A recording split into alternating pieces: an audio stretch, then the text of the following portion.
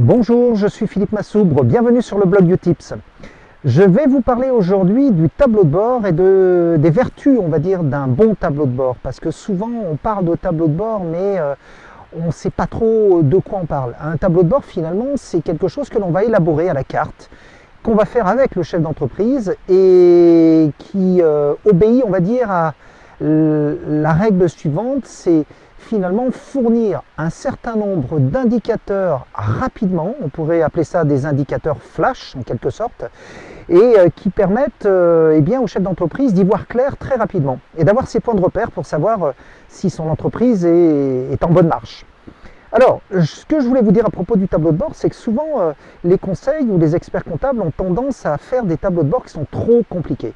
Alors certes, la complexité induit de la précision, mais la précision induit du retard. Et la vertu principale d'un tableau de bord, c'est justement de produire des informations, on va dire, rapidement.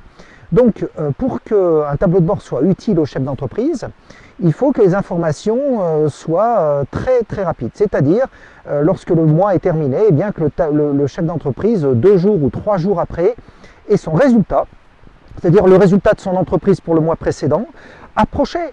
C'est pas utile d'avoir un résultat extrêmement précis, mais déjà si on a un résultat qui est proche à plus ou moins 10%, c'est déjà un très beau résultat. Donc l'idée, elle est là, elle est finalement de pouvoir avoir quelque chose qui soit parfaitement cohérent et parfaitement rapide, on va dire, dans sa production. Alors, une fois qu'on a terminé cette approche, c'est-à-dire que finalement on a son tableau de bord rapidement, ce qu'il convient de faire ensuite, c'est de le valider. Et la validation, elle peut intervenir a posteriori. C'est-à-dire que là, c'est là où le comptable entre en ligne de compte.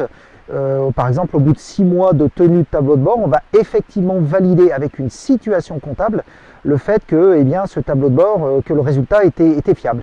Et si on s'aperçoit qu'il y a des écarts, eh bien, on analyse les écarts et on met à jour le tableau de bord de façon à ce qu'il devienne de plus en plus fiable.